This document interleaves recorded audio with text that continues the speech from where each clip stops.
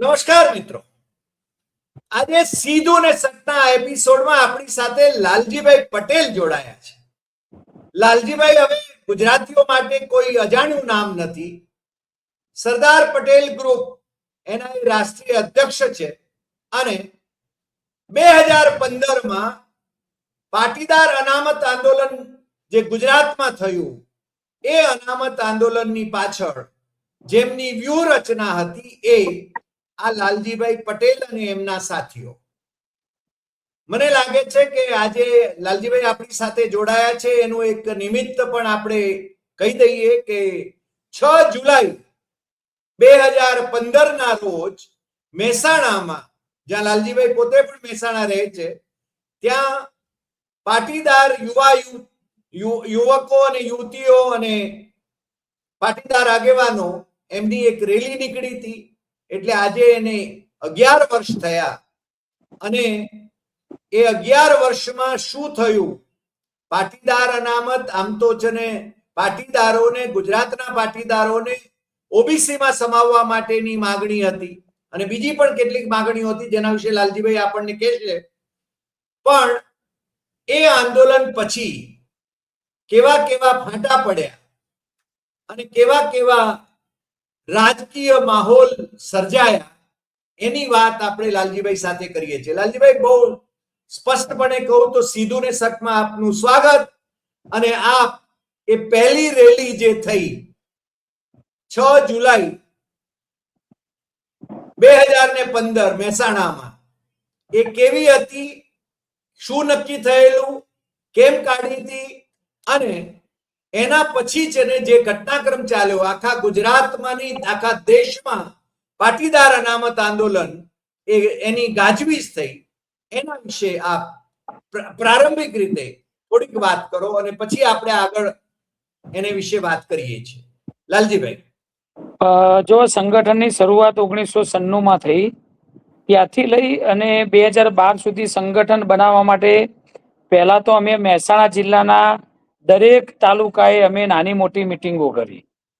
આ મિટિંગો કર્યા પછી જ્યારે પબ્લિકની અંદર અમે જવા માંડ્યા, એટલે પબ્લિકે અમને એવું કહ્યું કે આટલું સરસ મજાનું સંગઠનનું કામ કરો છો તો જનરલ જ્ઞાતિના લોકોને એડમિશન લેવા માટે અને સરકારી નોકરી લેવા માટેની જે તકલીફો પડી રહી છે અને જે હોશિયાર વિદ્યાર્થીઓને એડમિશન નથી મળતું, યા સરકારી નોકરી નથી મળતી, એના માટે કંઈક આંદોલન કરો અને સરકાર પાસે અનામત માંગો. એટલે બહુ અભ્યાસ કર્યા પછી અમે અમારી એસપીજી કારોબારી મિટિંગની અંદર નક્કી કર્યું કે આપણે કંઈક આ વિશે વિચારવું જોઈએ. તો મીડિયાએ હજી નોંધ નથી લીધી, પણ તમારા આગળ મારે કહેવું છે, સીધું ને સટ વાત છે, એટલે કે 2012ની અંદર કલોલની અંદર અમે એસપીજી ની પ્રથમ રેલી અનામત આંદોલન માટેની કરેલી. 2012 એ વખતે કોઈને ખબર જ નહીં, કોઈ વિશ્વાસ જ ના કરે કે અનામત આપણને મળે. 2012 થી લઈને જ્યારે અમે આ બધી વાત કરતા તો ધીરે ધીરે લોકો વિશ્વાસમાં આવવા માંડ્યા અને 2012 થી લઈને 2015 સુધીમાં તો લોકોની એટલી બધી ડિમાન્ડ વધી જઈ કે ના, તમારે કઈ ગુજરાતમાં ખબર પડે એવું કરવું પડશે. તો અમે 5મી જુલાઈ, મને યાદ છે 5મી જુલાઈનો રવિવાર હતો 2015, અમે અમારા ઉદ્યોગપતિઓ, રાજનેતાઓ અને એસપીજીના પ્રદેશ કક્ષાની મિટિંગ અમે સોલા ભાગવત ખાતે બોલાવી. સોલા ભાગવતના હોલની અંદર મિટિંગ કરી. એ મિટિંગની અંદર અમે એવું નક્કી કર્યું કે ભાઈ આપણે સંગઠનનું કામ તો કરીએ છીએ, પણ સાથે સાથે દરેક ગામ તાલુકાઓએ જાગૃતિના કાર્યક્રમો કરી અને અનામત આંદોલનની અંદર કોઈ પણ પ્રકારે જનરલ કેટેગરીની અનામત મળે એ માટે પ્રયત્ન કરવાના.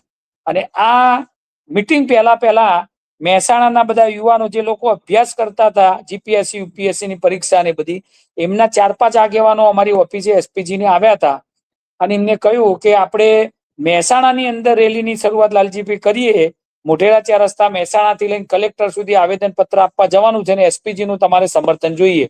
તો એકી ઝાટકે અમે બધા આગેવાને કહી દીધું કે અમારા તમામ આગેવાનો આ રેલીની અંદર જોડાશે. તો 5મી જુલાઈએ પ્રદેશ મિટિંગમાં ઠરાવ કર્યો અને 6મી જુલાઈએ રેલીની અંદર અમે બધા હાજર રહ્યા અને લગભગ 2000 આજુબાજુ વિદ્યાર્થીઓ સાથે, આગેવાનો સાથે અમે રેલી સંપન્ન કરી અને કલેક્ટર સાહેબને આવેદન પત્ર આપ્યું. પછી જેવા મેસેજ આના બધા ગુજરાતની અંદર સોશિયલ મીડિયામાં ફરતા થયા, એ વખત તો સોશિયલ મીડિયા માપનું હતું. તો એના અસરથી જે લોકો પીડિત હતા એવા તમામ શહેરના લોકોએ નક્કી કર્યું કે ભાઈ આપણે એસપીજી ના નેજા હેઠળ રેલીઓનો કાર્યક્રમ કરવો છે. પછી 1 by 1 વિસનગર, માણસા, વિજાપુર, હિંમતનગર, રાજકોટ, ગાંધીનગર, નાના તમામ ગામડા તાલુકા કક્ષાએ રેલીઓનું આયોજન થયું. અને એ રેલીઓના આયોજનની અંદર અમારે તો ખાલી એસપીજી ના આગેવાન તરીકે જવાનું થતું. અને પછી મીડિયાની અંદર જ્યારે બોલવા જવાનું થાય ત્યારે હાર્દિક વિરમગામ એસપીજી નો પ્રમુખ હતો, એટલે અમે સ્ટુડિયોમાં પહેલા ફરજિયાત જવું પડતું. આ રીતે મોબાઈલમાં બેસી નથી શકાતું. તો સ્ટુડિયોમાં એસજી હાઈવે ઉપર આજે હાર્દિક ને 50 કિલોમીટરનું અંતર થતું વિરમગામથી. અને એને બોલવાનો શોખ ને આ બધું એને ગમે મીડિયામાં બેસવું, એટલે એક એસપીજી ના પ્રતિનિધિ તરીકે અમે એને મોકલતા કે તારે મીડિયાની અંદર બેસવું ને હું દૂર જતો મીડિયાથી, મને બધું ઓછું ફાવે. તો એમ ધીરે ધીરે લોકોનો એ ચહેરો બનતો ગયો અને એસપીજી ની વાતો કરતા રહ્યા. રેલીઓ સવારે રેલી હોય અને સાંજે ડિબેટ હોય. આવું લગભગ 23 ઓગસ્ટ સુધી ચાલ્યું. 25 ઓગસ્ટની મહારેલીના 2 દિવસ અગાઉ સુધી આ કાર્યક્રમો થયા. એમાં હાર્દિક દિવસે રેલીની અંદર અનામત આંદોલન અને લોકોને ગમતી વાતો કરવાની, અને સાંજે સરકારના વિરોધમાં બહુ કડક શબ્દોમાં બોલવાનું. એટલે જ્યારે તમે સરકારના વિરોધની અંદર મીડિયાની અંદર બોલો એટલે મીડિયા હાઇલાઇટ કરે, એટલે મીડિયામાં હાઇલાઇટ થવાય. અને પબ્લિકની અંદર જ્યારે તમે વાતો કરો એટલે બાય હુક બાય કુક અનામત તો લઈને જ જંપીશું, એટલે પબ્લિકને પણ સારું ગમે. આ રીતનો કાર્યક્રમ અનામત આંદોલનો શરૂ થયો 26 જુલાઈ, આજના દિવસે 11 વર્ષ થયા. આજથી લઈ અને 23 ઓગસ્ટ સુધી આ કાર્યક્રમ ચાલ્યો. મને લાગે છે આપણે મહેસાણા પછી જે જ્યાં રેલીઓ કરી એમાં એક વિસનગરની રેલીનો ઉલ્લેખ ખાસ થયો. અને વિસનગરમાં ઋષિકેશ પટેલ જે ધારાસભ્ય, હવે તો મંત્રી છે, એમની ઓફિસમાં તોડફોડ થઈ, આગચંપી થઈ, કંઈક એના વિશે પોલીસ કેસ થયો, એફઆઈઆર થઈ. એ શું ઘટનાક્રમ બન્યો? બસ જેમ રેગ્યુલર બધા રેલીઓનો કાર્યક્રમો થતા હતા એમ ત્યાં પણ અમને આમંત્રણ મળ્યું કે પટેલ સાહેબ હતા, એમને આ પાટીદાર આપણી અનામત માંગણી માટે રેલીનું આયોજન કર્યું. અને એસપીજી ના અધ્યક્ષ તરીકે અને અમારા એસપીજી ના આગેવાનોને આમંત્રણ આપ્યું હતું એમને ઓલરેડી પહેલાથી કે તમારા તમામ તાલુકા જિલ્લાના આગેવાનો આવો. તો અમે બધાએ કારોબારી નક્કી કર્યું કે લાલજીભાઈ તમારે ને હાર્દિકભાઈને ત્યાં જવાનું. તો રેલીની શરૂઆત કરી ત્યારે મેં સંબોધન કર્યું, અને પછી રેલીના એન્ડ ઉપર આજે 408 ઉપર જે સાઉન્ડ આવે એના ઉપર હાર્દિકે સંબોધન કર્યું. પણ જ્યારે અમે બંને જણા રેલી સંબોધી આવેદન પત્ર આપીને જ્યારે અમે ઓટોમાં રિક્ષામાં બેસીને અમારી ગાડી જો દૂર રેલી શરૂઆત થઈ ત્યાં સુધી જતા હતા, અને હું મારા કોર્ટની અંદર મુદત હતી ત્યાં પહોંચ્યો કોર્ટમાં, એ સમયે અમને ખબર પડી કે અસામાજિક તત્વોએ ધારાસભ્યનું આ ઓફિસનો તોડફોડ કરી છે અને બધા ઉપર એફઆઈઆર પણ થઈ છે એવા અમને સમાચાર મળ્યા. તો એફઆઈઆર ની જ્યારે એમને માહિતી મળી ત્યારે પત્રકારે સરકારના કહેવાથી પત્રકારે પર્સનલી અમારા ઉપર ફરિયાદ કરેલી. તો ફરિયાદની વિગત જાણવા મળી તો સરકારે ફરિયાદ નથી કરી પણ પત્રકારે અમારા ઉપર ફરિયાદ કરેલી. તો પત્રકાર તો મારા મિત્ર હતા, એમને મેં ફોન પણ કર્યો કે ભાઈ અમે તો રેલીની અંદર મહેમાન તરીકે આવ્યા હતા, અસામાજિક તત્વો જે હોય એમને કદાચ તોફાન પણ કર્યું હશે તો તમે જાણો છો તો પણ અમારા ફરિયાદમાં નામ લખ્યા પણ એ અમારે કોઈ વાત કહેવા માટે તૈયાર ના થયા. જેમ તેમ બોલીને ફોન કટ કરી દીધો. કીધું કઈ વાંધો નહીં, સમાજ માટે બેઠા છે તો લડી લેવાનું, કોઈ ચિંતા નથી. જ્યારે ફરિયાદ ને વાંચી તો પહેલા નંબરે એકે પટેલ હતા, બાકીના બીજા તો લોકલ હતા, અને 5મા નંબરે હું આરોપી તરીકે હતો, અને છેલ્લા નંબરે જ્યારે નામ વાંચ્યું તો હાર્દિક પટેલ વિસનગર એવું નામ લખેલું. એટલે એ વખતે હાર્દિકને શરૂઆતમાં કોઈ ઓળખે પણ નહીં. તો મેં જોયું કે ભાઈ આ ભૂલ થઈ છે, પણ આપણે તો કેવું છે આપણા મિત્રો છે જે લખવું એ લખે, આપણે તો જ્યારે કોર્ટમાં જવાનું થાય કે હાજર થવાનું થાય એટલે થઈ જશું. તો આ સમય અંતરે જ્યારે કેસની આગળ વધવા માંડ્યો ત્યારે જ્યારે કેસની આગળ વિગતો જ્યારે પોલીસ સ્ટેશનમાં લખવામાં આવી ત્યારે સરકારે જેમ જેમ રેલીઓ વધતી ગઈ પછી પાછળથી નામ ઉમેર્યું કે ભાઈ હાર્દિકભાઈ પટેલ વિસનગર નહીં પણ હાર્દિકભાઈ પટેલ વિરમગામ હતા. હા, એટલે 17મા આરોપી તરીકે નામ એમનું લખેલું. તમે સમજો એના ઉપરથી કે પબ્લિકને કોઈ એ વખતે ઓળખાણ નહોતી, પણ જેમ જેમ અમે એસપીજી ના પ્રોગ્રામ કરતા ગયા, રેલીઓ કરતા ગયા, એમ લોકો, કારણ કે અમારા મુખ્ય પ્રવક્તા બની ગયા અને એસપીજી ના આગેવાન તરીકે ખૂબ બધા શહેરમાં જવા માંડ્યા. ચાહે આમંત્રણ હોય કે ચાહે આમંત્રણ ના હોય, પણ ત્યાં પહોંચી જવાનું અને મીડિયાની અંદર જોરદાર સ્પીચ આપવાની કડક ભાષામાં. એટલે ધીરે ધીરે પબ્લિક પણ ઓળખતી થઈ અને એ મને કાર્યક્રમ લાગે ચાલ્યો. હા એ કાર્યક્રમ લાલજીભાઈ 23 ઓગસ્ટ સુધી ચાલ્યો અને જી પછી એ પહેલા તો એવું નક્કી કર્યું હતું કે ભાઈ આપણે 25 ઓગસ્ટે મહાક્રાંતિ રેલી કરવી. એટલે પહેલા તો ત્યાં હતું, આપણે નદી કિનારે શું કહેવાય આપણે ત્યાં હતું, અને પછી રિવરફ્રન્ટ સરકારે રિવરફ્રન્ટ રિવરફ્રન્ટ, પર હા, હા રિવરફ્રન્ટ ઉપર હતું. અને પછી સરકારે રિવરફ્રન્ટમાં વધુ તકલીફ ના પડે, પબ્લિકનો આટલો બધો જે વેગ હતો, જે સમાચાર આવતા હતા કે લાખો લોકો આવવાના છે, પછી એમને જીએમડીસી ગ્રાઉન્ડની અમને બિલકુલ 1 પણ રૂપિયો લીધા વગર ફાળવણી કરી. તો આખી બરાબર વિગત આવી હતી અને પબ્લિકનો ઉત્સાહ એવો હતો કે આખા ગુજરાતની અંદર ચાહે કોઈ પણ વ્યક્તિ અનામત આંદોલન માટે, ચાહે ગામની અંદર હોય કે તાલુકાની અંદર હોય કે શહેરની અંદર હોય કે જિલ્લાની અંદર હોય, રેલી કરવાની વાત આવે એટલે પબ્લિક એટલી બધી જાગૃત હતી કે પોતાનો સમય અને પૈસા ખર્ચીને પણ હજારો લાખો લોકો દરેક જગ્યાએ રેલીમાં આવતા. અમે જોજો રેલીમાં જઈએ, ધારી હોય 5000 પબ્લિક, પણ ત્યાં જઈએ એટલે 50,000 પબ્લિક હોય. એટલે અમને એવું લાગતું કે આટલું બધું લોકોને જાગૃતિ છે ને આટલું બધું લોકો અનામતમાં પોતાના બાળકો માટે લડવા માટે તૈયાર છે, એવું અમને લાગતું. એટલે ખૂબ બધા લોકોએ પ્રેમ કર્યો હતો સાહેબ. પણ જીએમડીસી માં જે કંઈ બન્યું, મને લાગે છે કે આમે હાર્દિકની ભાષા અને તમારી ભાષા, મને લાગે છે તમે છે ને ક્યારે ગાળાગાળીની ભાષા વાપરી હોય એવું મને નથી લાગતું. હું એ રેડિયોમાં જે સંબોધનો થતા હતા એ સાંભળતો હતો એ. પણ હાર્દિક પટેલ નરેન્દ્ર મોદી કે અમિત શાહને હિટલર અને જનરલ ડાયર કહીને જાણે કે પોતે છે ને એના વિશે લોકોને ઉશ્કેરતા હોય એવું લાગતું હતું, અને એમની સામે રાજદ્રોહનો કેસ પણ દાખલ થયો હતો.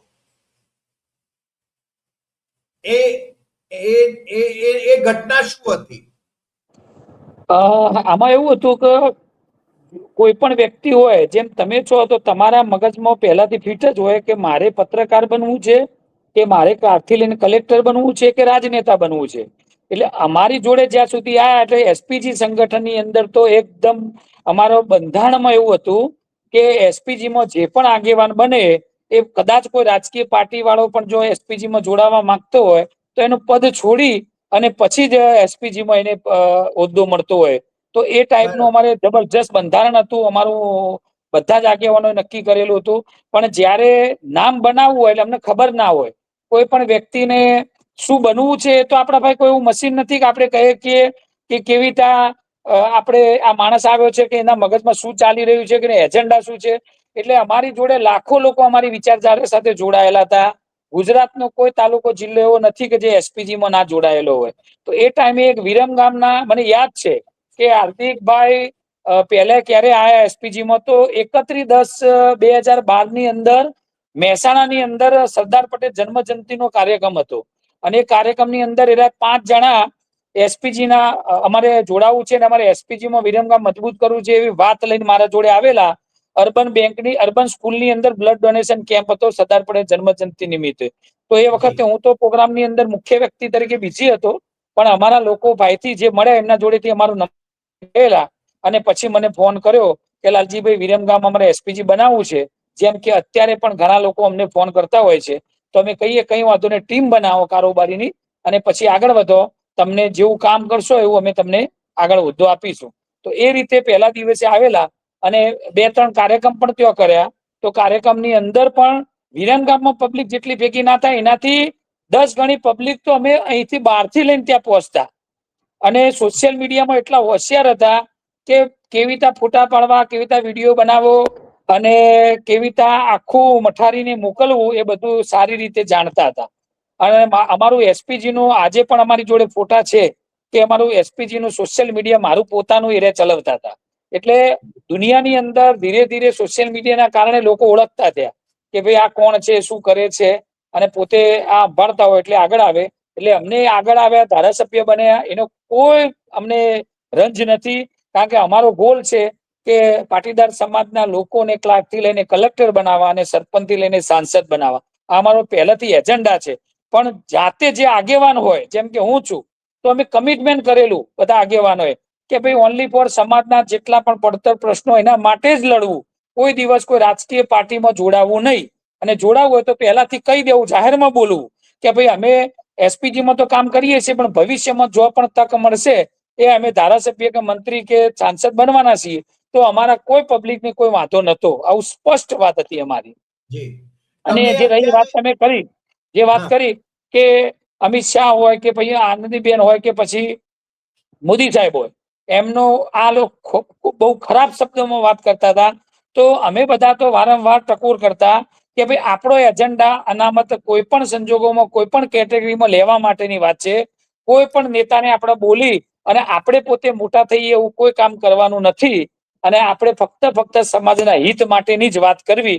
પણ એ વ્યક્તિ જ્યારે નહોતા માનતા ત્યારે ઘણીવાર અમારા પ્રદેશ કક્ષાના ઘણા જિલ્લાઓના અમારા આગેવાનો, અમે અમારી કારોબારી મિટિંગની અંદર પણ ઘણીવાર એમને ઉગ્ર ભાષામાં રજૂઆત કરીને દબાવતા કે ભાઈ તારે આ ભાષામાં વાત કરવી નહીં, આપણું કામ છે સરકારનો ખાલી વિરોધ કરવો નહીં, પણ કેવી રીતે મેળવવું એ અમારી વાત છે. લાલજીભાઈ, આ એસપીજી એ મૂળ સંસ્થા થઈ અનામત આંદોલન માટે કામ કરનારી, અને એમાંથી પછી પાસ કઈ રીતે થઈ? એમાં એવું થયું કે આ મેં કહ્યું ને કે હાર્દિક કંટ્રોલમાં રહેતો નતો અને મન ફાવે ડિસિઝન લે, મન ફાવે એમાં મેસેજો કરી દે અને ગમે તે નિવેદનો આપે. એટલે અમારા પ્રદેશ કારોબારીની મિટિંગની અંદર એવું નક્કી થયું કે ભાઈ તારા એસપીજી ને જે અમારું બંધારણ છે એ પ્રમાણે ચાલવું ના હોય તો એસપીજી માં તું ચાલીશ નહીં. એટલે એ મીડિયાનો ચહેરો બની ગયો હતો 23 ઓગસ્ટ સુધી. તો એ જી ચહેરાની અંદર જાતે પોતે રેલીઓમાં જાય, ગમે તેમ સંવેદનો કરે, સરકારના વિરુદ્ધમાં પણ બોલે, જે મન ફાવે એમ બોલે, કોઈના કંટ્રોલમાં રહે નહીં. પછી જેમ જેમ લોકચાહના જેમ જેમ ચહેરો બનતો ગયો એટલે એના મગજમાં વિચાર આવ્યો કે હું આખું સંગઠન જ નવું ઊભું કરું. એટલે મને યાદ છે કે જયારે 25 ઓગસ્ટના દિવસે જયારે મુખ્ય બેનર મારવાનું હતું ત્યારે હજારો લોકોને ખબર પડી કે આ પાટીદાર અનામત આંદોલન સમિતિ એવું બોર્ડ મારવાનો છે. ત્યારે રાત્રે 2:30 વાગે લોકો મારા જોડે આવ્યા અને પોલીસ પ્રશાસન પણ આવ્યું કે લાલજીભાઈ આ બેનરના કારણે ઝઘડો બબાલ થાય તો આખું આંદોલન તૂટી જશે અને સરકારમાં ખોટો મેસેજ જશે કે ભાઈ આ તો અંદર અંદર લડે છે, એકતા તૂટે એવું લાગે છે. તો 2 વાગે મેં નિર્ણય કર્યો અને બધા યુવાનો જોડે મિટિંગ કરી 24 ઓગસ્ટ રાતે. મેં કીધું સમાજને અનામત મળતી હોય, સમાજને ફાયદો થતો હોય, આખા પાટીદાર સમાજ મજબૂત મેસેજ જતો હોય તો કોઈ યુવાનને ગમે તે બેનર નીચે પાટીદારો ભેગા થાય એમાં કોઈ વિરોધ કરવાનો થતો નથી. હું સખત શબ્દોમાં વિરોધ કરું છું. આપણે કોઈ તોફાન કોઈ વાત કરવાની નથી. જે બેનર મારે પણ આપણે તાકાત ને એકતા બતાવવાની છે. તો બધા યુવાનોને સોગંદ ખાઈને કીધું કે કોઈ પણ બેનર વાગે આપણે બધા એકતામાં સાથે રહેવાનું છે. કારણ કે બેનર થી કોઈ મતલબ નથી, પણ જયારે લાખો પાટીદારો ભેગા થશે ત્યારે એનો મેસેજ આખા દુનિયામાં જશે અને આપણે જે લેવું છે ને એ મળી જશે. મને એટલી ખબર હતી. તો મેં જી બધાને રોક્યા અને પછી સવારે 6 વાગ્યા બેનર વાગ્યું પાટીદાર અનામત આંદોલન સમિતિનું. ત્યાં સુધી સંઘર્ષ કર્યો એ લોકોએ, હાર્દિક ને બધાએ, પણ બેનર વાગ્યું એટલે બધાને કહી દીધું હતું. અને બહુ બધી પ્રજા પણ નારાજ હતી કારણ કે 148 રેલીમાંથી 138 રેલી એસપીજી ગુજરાતમાં કાઢી. ખૂબ અમારા યુવાનો અને અમારા આગેવાનો ખૂબ મહેનત કરી હતી અને પાટીદારો ખૂબ અમને સમર્થન કર્યું હતું. પણ આ વાતથી ગળો ઉતરતી નથી કે બેનર કેમ એકલું પાટીદાર અનામત આંદોલન સમિતિનું વાગે. પણ મેં બધાને સમજાવી દીધા કે મૂળ આપણે કોઈ પણ નેજા હેઠળ ભેગા થવાનું છે અને આખો આ કાર્યક્રમ 25 ઓગસ્ટનો પૂરેપૂરો શાંતિપૂર્વક પૂરો કરવાનો છે. તો બધાએ ખૂબ શાંતિ રાખી. એનો પણ મને આજે ગર્વ છે કે બધા લોકોએ સંયમ રાખીને કાર્યક્રમ પૂરો કર્યો. જીએમડીસી ગ્રાઉન્ડ ઉપર જે ઘટનાક્રમ બન્યો, પોલીસ અત્યાચાર જે થયો, 14 યુવાનો, પાટીદાર સમાજના 14 યુવાનોની લાશો ઢળી, પાટીદાર મહિલાઓને ઘરે ઘરે જઈને પોલીસે ગાળાગાળી કરી, આ બધા કેસીસ જે થયા એ અત્યારે સમાધાન થઈ ગયું?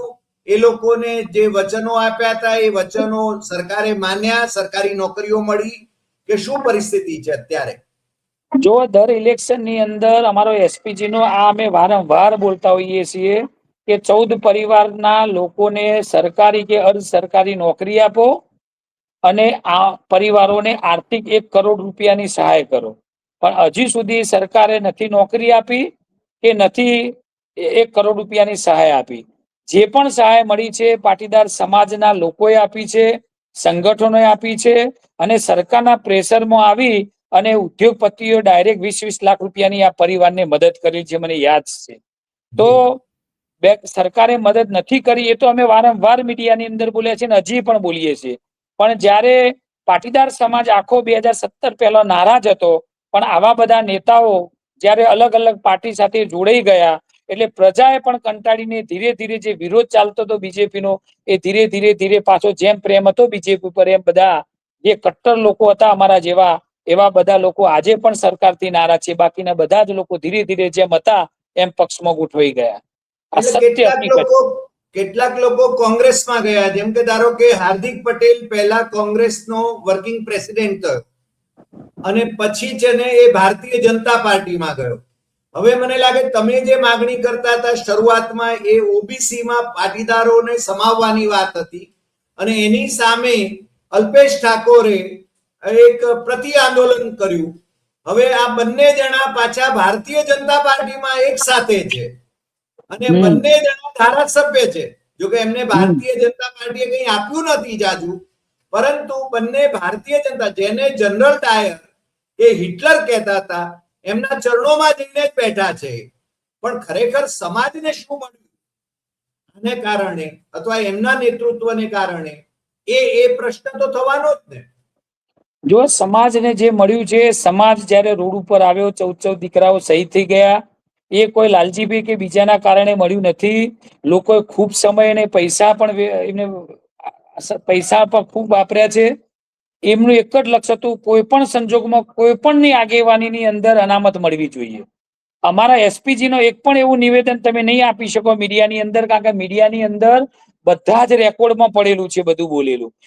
અમારું એક જ માગણી હતી કે કોઈ પણ સંજોગોમાં ગરીબ સવર્ણ સમાજને અનામત મળવી જોઈએ. જ્યારે એમની માગણી હતી ઓબીસીમાં બાય હુક બાય ક્રુક કોઈ પણ રીતે ઓબીસીમાં સમાવેશ કરો. તો મને આનંદ છે કે હું એમને પણ કહેતો બધા આગેવાનો કે તમે ઓબીસીમાં સમાવેશ કરવાની માગણી કરશો તો સંઘર્ષ થશે. અને એ સંઘર્ષ તમે જોઈ શકો છો કે જે લોકો ઓબીસીમાં હતા એ લોકોએ અમારો વિરોધ કર્યો કે ભાઈ ઓબીસીમાં આ લોકો પ્રવેશવા ના જોઈએ, નકર અમને તકલીફ પડશે. પણ અમારી જે માગણી હતી કે કોઈ પણ સંજોગોમાં અનામત મળવી જોઈએ, એ અનામત ઈડબ્લ્યુએસ ના કારણે જે મળ્યું એનો પણ આનંદ છે. અને એનો જો હું જસ આપતો હોય તો ફક્ત અને ફક્ત 14 પરિવાર જેમના દીકરાઓ શહીદ થઈ ગયા એ પરિવાર છે. અને જે લોકોને પોતાનો કામ ધંધો છોડીને અનામતમાં સહકાર આપ્યો અને જે લોકોના ઉપર કેસ થયા ખોટા, એ તમામ લોકોને આપું છું. ના મને આપો કે ના બીજા કોઈને આપો, ફક્ત ને ફક્ત આ લોકોને જ આપવો જોઈએ. તો હું જાહેરમાં વર્ષોથી બોલું છું. લાલજીભાઈ, મને એક બીજો પ્રશ્ન પણ થાય છે કે આપણે ત્યાં એટલે અત્યારે ધારો કે હાર્દિક પટેલ ને બધા છે ને ભારતીય જનતા પાર્ટીમાં ને પાસના નેતાઓ પણ ભારતીય જનતા પાર્ટીમાં જોડાયા, કોઈ આમ આદમી પાર્ટીમાં જોડાયા. પણ ભારતીય જનતા પાર્ટી હોય કે કોંગ્રેસ હોય, મને લાગે તમે તો છે ને કોઈ પક્ષમાં જોડાયા નથી.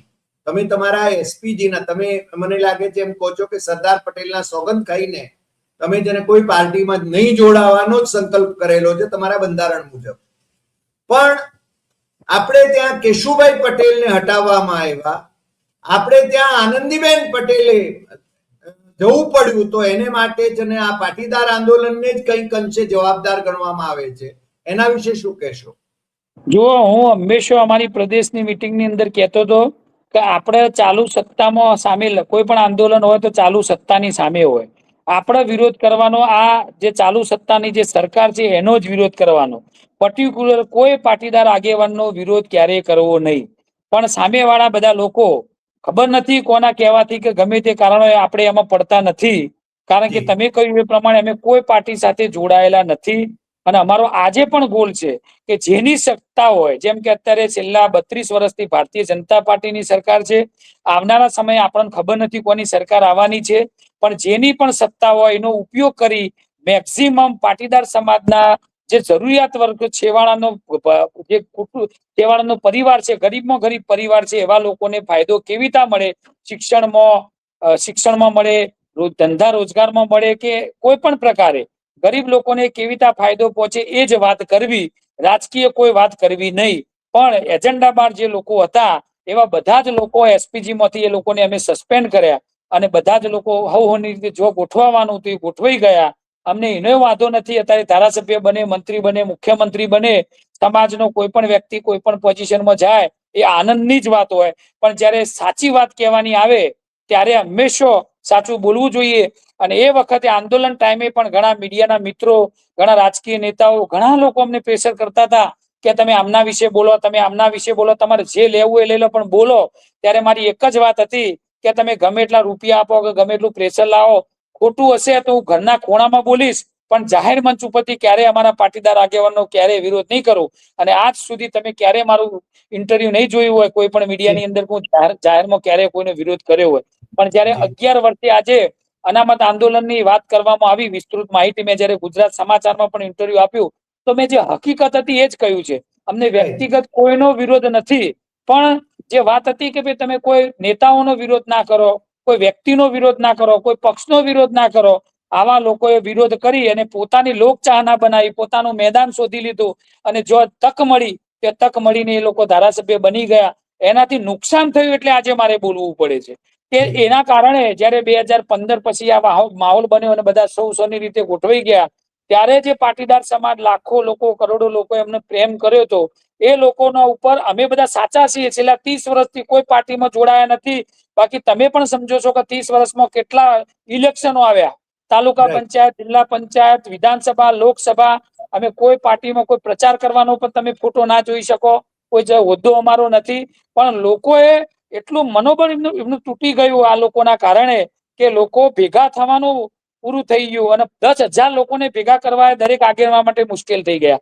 આ છેલ્લા 2 વર્ષથી જે અમે યોજના લાવ્યા કે તમે 1200 રૂપિયાનું ડોનેશન કરો અને તમારી વિધવા બેન હોય, શિક્ષણમાં સહાયની જરૂર હોય, કે જે અમારા બંધારણ પ્રમાણે જે પણ આર્થિક રીતે મદદ કરવાની આવે, એની અમે જયારે લાખો રૂપિયા મદદ કરતા થયા, ત્યારે છેલ્લા 2 વર્ષથી અત્યારે લોકો પાછા સમજ્યા કે ના, ખરેખર જો કોઈ સાચું સંગઠન હોય તો સરદાર પટેલ સેવાદળ એસપીજી જ છે. અને લાખો લોકો આજે એમાંથી હજારો લોકો અમારી જનમેદની, અમારા કોઈ પણ કાર્યક્રમની અંદર આવે છે.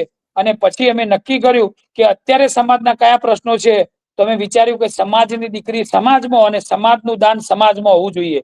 તો સમાજની દીકરી સમાજ માટે 400 થી વધારે અલગ અલગ જ્ઞાતિનું અમને સમર્થન મળ્યું, 500 થી વધારે સરપંચોનું સમર્થન મળ્યું, સરકારી મંડળીઓનું સમર્થન મળ્યું. અને જે પણ ગામની અંદર સભા કરીએ, હજારો લોકો આવે છે. તો આ માહોલ જો કોઈને બગાડ્યો અને મોરલ કોઈને તોડી નાખ્યું હોય ને, તો આવા લોકો જે મોટી મોટી વાતો કરતા હતા, સોગંદ ખાતા હતા, અને જે લોકો પાર્ટીમાં જોડાઈ ગયા એનાથી લોકો દુખી હતા. એટલે તમે પાર્ટીમાં જતા રહી નથી, કોઈ તકલીફ નથી, પણ તમે જે બોલતા હતા કડક ભાષામાં જાહેર મંચ ઉપરથી, અને પછી પબ્લિકને લાગ્યું, અને અત્યારે તો એવો માહોલ બની ગયો છે કે જે કડકમાં કડક અને હાવ બોગસ ભાષામાં જે વાત કરે એ 100% ભારતીય જનતા પાર્ટીમાં આવનારા સમયમાં જોડાઈ જશે એવું લાગી રહ્યું છે.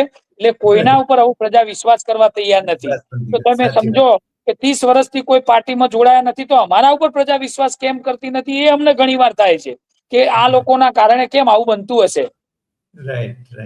ના, પણ લાલજીભાઈ, મને લાગે છે કે આપે એસપીજી ના જે સિદ્ધાંતો છે એ સિદ્ધાંતો જાળવી રાખ્યા છે. સમાજનું કામ આપ કરી રહ્યા છો, અને આજે આપ બહુ જ મોકળાશથી અમારી સાથે જોડાઈને જે વાત કરી એ બદલ આપનો ખૂબ ખૂબ આભાર. ફરી મળીશું નવા એપિસોડમાં નવા વિષય સાથે.